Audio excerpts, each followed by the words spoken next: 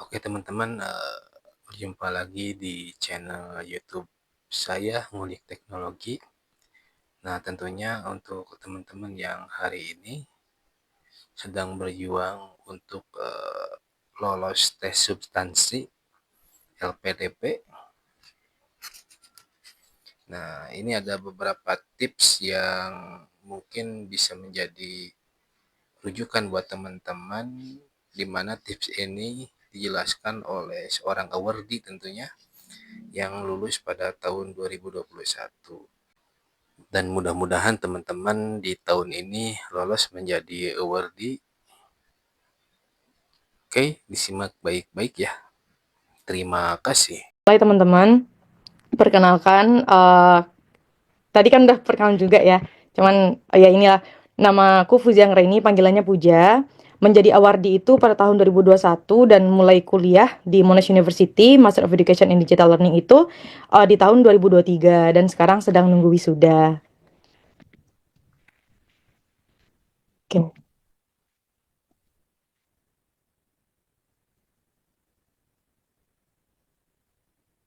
Oke, berbicara soal interview, ada hal-hal kecil yang memiliki dampak besar saat interview itu sendiri, teman-teman. Jadi, ini harus teman-teman perhatikan. Yang pertama itu device yang mendukung. Lalu internet yang stabil, karena kan kalau misalkan kita interview, kita kan pakai internet ya. Nah, kalau misalkan internetnya tuh nggak stabil, itu bisa yang kayak kelempar, kayak gitu. Jadi, interviewnya itu juga nggak akan kayak mulus gitu jalannya. Kadang tuh pertanyaan itu harus diulang berkali-kali gitu. Terus pakaian yang rapi, pastiin pakaiannya rapi biar terlihat lebih formal dan enak dilihat aja gitu. Terus kesehatan fisik. Nah, ini kan karena kita banyak persiapan ya teman-teman. Kadang tuh udah stressful gitu, banyak apa? Kurang jaga kesehatan, akhirnya sakit dan fatalnya nanti pas interview itu malah nggak konsentrasi takutnya kalau misalkan tidak jaga kesehatan fisik dan mental. Lalu tempat yang kondusif.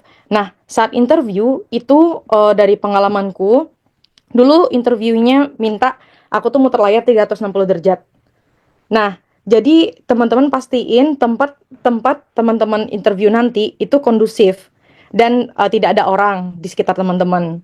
Dan kalau bisa tempatnya sunyi lah. Jadi teman-teman bisa konsentrasi juga untuk menjawab pertanyaan-pertanyaan dari interviewnya. Dan yang pasti restu dan doa teman-teman. Karena uh, kita namanya kan sekarang nih lagi pengen mendapatkan hal yang besar ya. Jadi butuh doa dan dukungan juga dari orang-orang terdekat. Oke, next. Nah, sama seperti daftar kerja teman-teman, gimana cara kita bisa diterima di tempat kerja itu kalau kita tidak paham dengan apa visi misi dan nilai-nilai yang dimiliki oleh tempat kerja tersebut. Nah, sama juga dengan LPDP. Jadi saat kita mendaftar LPDP tersebut, usahain kita tuh juga paham dengan visi misi dan nilai-nilai dari LPDP itu. Teman-teman tidak harus menghafal, tapi paham gitu. LPDP itu nyari kandidat yang seperti apa sih? Nah, coba lihat ke diri teman-teman, apakah teman-teman sesuai gitu dengan kriteria-kriteria yang diinginkan oleh LPDP? Karena di sini kan kita apa ya, kayak branding diri gitu agar LPDP itu mau invest di kita gitu. Lalu, oke. Nah, selanjutnya itu knowing yourself deeply. Jadi teman-teman, sorry. Ini krusial ya. Jadi kita tuh harus tahu siapa diri kita. Teman-teman bisa juga sih bikin kayak table gitu, past, present, future. Misalkan pas apa aja yang udah teman-teman lakuin, seperti misalkan kegiatan-kegiatan volunteer yang udah teman-teman lakuin, pengalaman kerja teman-teman gimana di masa lalu, lalu bisa di akademik juga ya. Terus organisasi-organisasi apa yang teman-teman dulu ikutin gitu. Itu bisa teman-teman list di bagian pasnya. Nah, sekarang present, teman-teman tuh sekarang siapa? Misalkan kegiatan-kegiatan apa sekarang yang teman-teman sedang lakuin gitu. Dan future itu apa yang mau teman-teman lakuin di masa depan gitu. Nah, nanti teman-teman bisa tarik benang merah dari teman-teman yang dulu itu siapa, sekarang siapa, dan di masa depan itu mau jadi apa gitu. Karena dalam experience kita itu pasti ada benang merahnya kan yang menentukan kita tuh nanti ke depannya mau jadi apa dan seperti apa gitu. Lalu next. Oke. Nah, ini salah satu yang teman-teman isi ya, penilaian diri. Itu ada strength dan weaknesses, kelebihan dan kekurangan. Nah, di sini ada tips dari aku teman-teman untuk penilaian diri. Yang pertama itu do not be overconfident. Jadi di sini kan kita branding diri ya. Nah, kalau misalkan kita branding diri itu kadang suka lupa gitu. Terlalu branding takutnya malah jadi overconfident dan terkesan kayak sombong gitu. Jadi kayak apa flexing gitu, flexing sombong. Nah, di sini teman-teman hati-hati. Jadi saat branding diri juga kayak down to earth gitu. Jadi gimana caranya penataan bahasanya yang bagus gitu dalam branding diri. Yang kedua itu jadi diri sendiri. Nah, pengalaman juga dari orang sekitarku. Jadi kan sekarang ini kita bisa ya kayak lihat lihat contoh mock up di YouTube gitu, atau misalkan dengar teman-teman yang sedang mock up gitu. Nah, misalkan ditanya ini, apa sih kelebihan yang kamu punya gitu. Misalkan kita dengar nih jawaban dari orang lain, aku bagus di leadership, aku bagus di teamwork gitu. Dan mereka tuh ngasih contoh dan alasan yang bagus gitu. Nah, terus teman-teman lihat kayaknya ini bagus sih bisa aku masukin ke dalam esai gitu. Nah, teman-teman masukin ke dalam esai yang ternyata itu tuh bukan diri teman-teman. Jadi hati-hati hal-hal yang kayak gitu tuh bisa fatal karena kan di sana nanti kita interviewnya kan psikolog ya. Jadi kalau misalkan kita bohong itu bisa ketahuan gitu. Jadi be genuine aja. Tulis aja apa yang ada di diri teman-teman gitu. Karena tiap-tiap kita itu unik gitu. Lalu yang ketiga itu kelebihan, itu tunjukin juga contohnya apa. Misalkan kita bilang bahwa kita itu bagus di teamwork. Nah, kasih tahu contohnya itu apa gitu. Nah, kalau misalkan ngasih contoh, itu usahain contohnya itu emang harus yang relevan. Misalkan kita bilang kita itu bagus di teamwork, tapi contoh yang kita kasih itu justru malah ke leadership. Misalkan aku bagus di teamwork. Jadi pada saat kerja itu aku diminta untuk eh, bekerja di dalam tim dan bla bla bla gitu. Jadi aku mengarahkan timku untuk melakukan A B C D. Nah, terus aku menjadi leader pada saat itu. Jadi apa kayak kegiatannya berhasil dan lain-lain karena dia jadi leadernya. Itu kan lebih contoh ke leadership gitu. Jadi emang cari contoh yang relevan gitu dengan apa yang teman-teman sampaikan. Selanjutnya adalah kelemahan. Nah, di kelemahan ini teman-teman tidak hanya tahu bahwa kelemahan teman-teman itu adalah misalkan saya pelupa. Tidak hanya tahu bahwa saya pelupa, tapi teman-teman juga tahu cara mengatasi itu gitu. Jadi you know yourself deeply. Jadi tidak hanya kayak aku pelupa ya udah deh aku pelupa gitu. Tapi you know kalau aku pelupa jadi karena aku pelupa, aku biasa ngelis hal-hal yang akan aku lakukan di besok hari. Misalkan di HP atau aku punya catatan kecil yang aku bawa kemana-mana gitu. Atau misalkan aku orangnya agak susah dalam memutuskan sesuatu dalam hal yang cepat gitu. Nah, tidak hanya berhenti di sana aja, tapi teman-teman tahu how do you tackle with it. Jadi kayak misalkan tadi susah untuk memutuskan hal dengan cepat. Nah, teman-teman misalkan karena aku tahu aku punya kelemahan yang itu, jadi aku terbiasa untuk komunikasi atau meminta saran dari orang-orang yang ahli di bidang yang aku sedang khawatirkan itu gitu, atau ahli dengan concern yang aku khawatirkan itu gitu, dan teman-teman atau keluarga yang mana mereka adalah orang terdekat yang mengenal diriku gitu. Jadi dari sana aku juga bisa build confident untuk apa memutuskan hal yang harus aku putuskan dengan cepat itu gitu. Jadi kayak you know how to tackle with your weaknesses. Nah, lalu yang kelima, menjelaskan tiap poin untuk antisipasi. Ini dalam note teman-teman aja. Karena dari pengalamanku, dulu waktu pas aku interview, aku ditanyain beberapa strength. Itu ditanyain, ini kamu um, bagus leadership. Ini contohnya apa gitu. Terus kamu kelebihannya juga teamwork. Contohnya apa gitu. Jadi interviewnya juga minta aku menjelaskan lagi apa contohnya gitu. Jadi teman-teman untuk antisipasi bisa di note aja ya gitu. Next. Nah, Di dalam essay kan juga ada tuh teman-teman kayak, kayak hal yang tersulit yang pernah teman-teman hadapi. Jadi kayak pertanyaan-pertanyaan pemecahan masalah itu sebenarnya, bisa teman-teman jawab dengan metode-metode, menjawab interview. Jadi misalkan salah satunya itu ada STAR yang mungkin ada teman-teman yang udah familiar juga nih dengan STAR. Itu cara menjawabnya, yaitu dengan menjelaskan konteksnya duluan, situation. Lalu tes kayak role, kita tuh sebagai apa di sana gitu. Dan action, kita tuh mau ngelakuin apa gitu. Apa action yang ingin kita lakukan. Nah, resultnya itu adalah hasil dari yang kita lakukan itu gitu. Misalnya, ini salah satu contoh jawaban aku teman-teman. Jadi waktu itu ditanyain kesulitan yang pernah aku hadapi saat S1 dulu.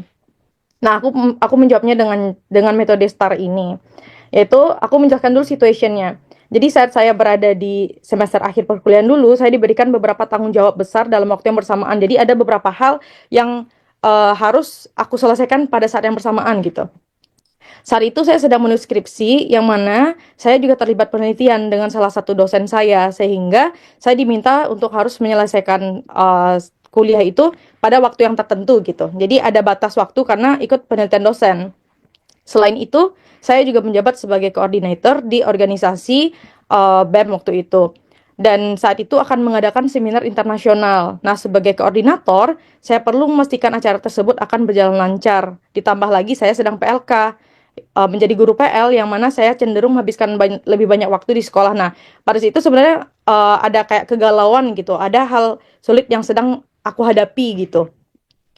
Nah, mempunyai tanggung jawab tambahan untuk mempersiapkan karena guru PL, jadi ada tanggung jawab tambahan seperti menyiapkan RPP, bahan ajar, dan lain-lainnya agar pembelajaran berjalan efektif. Lalu action aku apa gitu.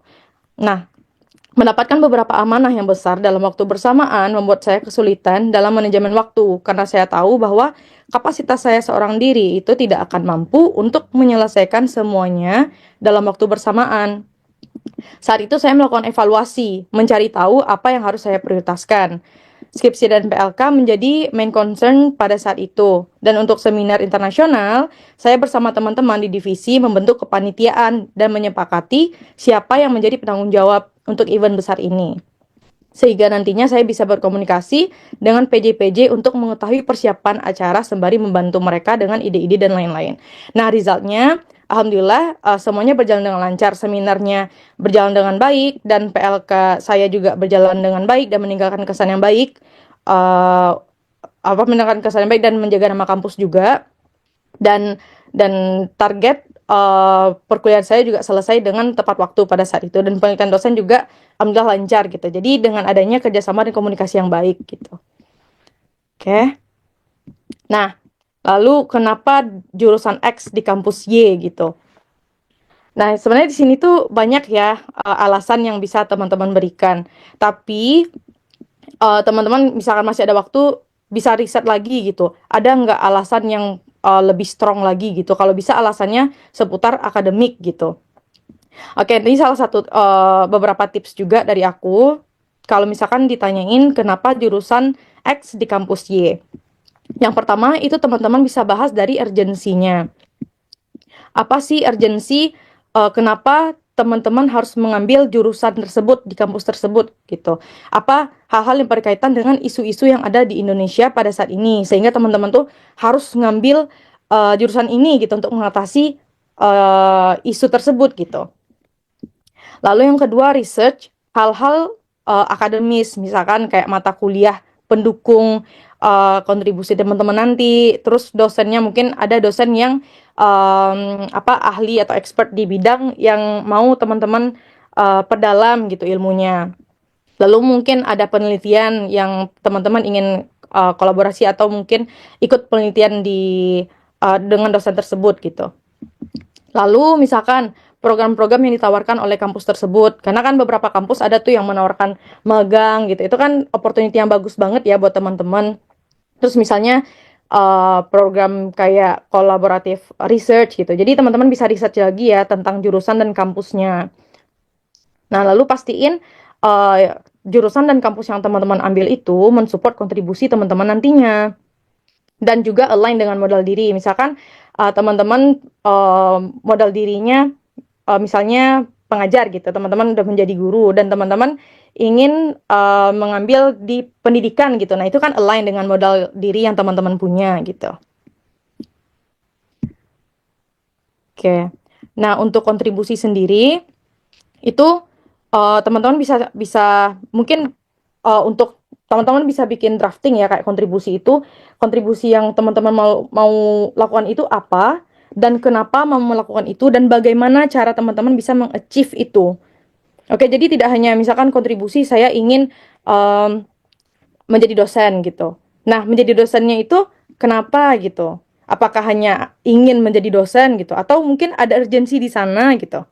Terus bagaimana menjadi dosen kan banyak kan cara menjadi dosen bisa jadi CPNS gitu. Jadi kayak tahu bagaimana caranya gitu. Nah, kontribusi itu coba cari urgensinya apa gitu. Lagi sekarang kan banyak tuh isu-isu yang ada di Indonesia. Nah, gitu. Jadi kayak dikaitkan gitu. Apa urgensi sehingga teman-teman harus melakukan kontribusi ini gitu nanti pas teman-teman selesai kuliah. Lalu kontribusinya clear. Jadi misalkan nih teman-teman bilang aku ingin berkontribusi di bidang pendidikan. Iya, pendidikan kan banyak mau jadi apa gitu. Jadi harus clear gitu. Lalu konsisten, konsisten dengan kontribusinya dan visible. Visible ini maksudnya itu kayak bisa di achieve gitu. Jadi kayak tadi tuh aku mau berkontribusi di bidang pendidikan. Misalnya di bidang apa? Aku ingin uh, memajukan pendidikan di Indonesia. Ya menjadi apa gitu. Jadi harus clear. Aku ingin memajukan pendidikan di Indonesia. Misalkan aku ingin menjadi guru, aku ingin menjadi dosen. Dosennya di mana gitu. Gurunya di mana gitu. Jadi emang harus clear uh, di mananya gitu dan gimana cara teman-teman bisa mencapai itu dan measurable. Nah, ini kan yang terukur. Jadi mungkin teman-teman ada tuh yang bikin pola kayak jangka pendek, jangka menengah, jangka panjang. Nah, itu namanya teman-teman mengukur kontribusi teman-teman nantinya. Jadi kayak aku ingin berkontribusi mungkin dalam jangka pendek itu 1 sampai 3 tahun aku ingin menjadi ABCD. Berarti kan teman-teman mengukur kan gitu. Jadi benar-benar yang kayak tidak hanya apa hanya angan-angan aja gitu, tapi benar-benar yang kayak you know you can do it gitu. You can achieve it. Oke, selanjutnya. Oke, during interview. Beberapa tips juga teman-teman.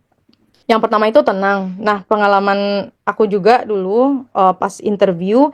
Jadi waktu pas aku interview itu pas pertanyaan dari psikolog itu cukup nyaman ya, cukup uh, cukup lancar gitu. Pas psikolog nanya kayak psikolognya juga antusias gitu mendengarkan pengalaman yang aku sampaikan gitu. Nah, pada saat pertanyaan akademik itu sebenarnya aku tahu apa yang mau aku jawab gitu. Tapi saat aku menjawab itu beberapa kali aku dipotong. Dipotong bukan karena aku tidak tahu, tapi ya sebenarnya aku nggak tahu sih kenapa aku dipotong beberapa kali pada saat itu. Nah, setelah wawancara sebenarnya aku agak down. Tapi pada saat wawancara aku tetap percaya diri dan kayak memberikan jawaban yang konsisten, tetap tenang gitu. Tapi setelah itu aku nggak down dan aku juga chat kan beberapa mentor kayak ceritain aku di-cut nih beberapa pertanyaan dari aku di-cut saat menjawab beberapa pertanyaan dari interviewingnya. Terus salah satu mentorku ada yang bilang gini, itu kamu di-cut bukan karena kamu nggak tahu kan gitu. Enggak, tapi aku nggak tahu juga aku kenapa di-cut gitu.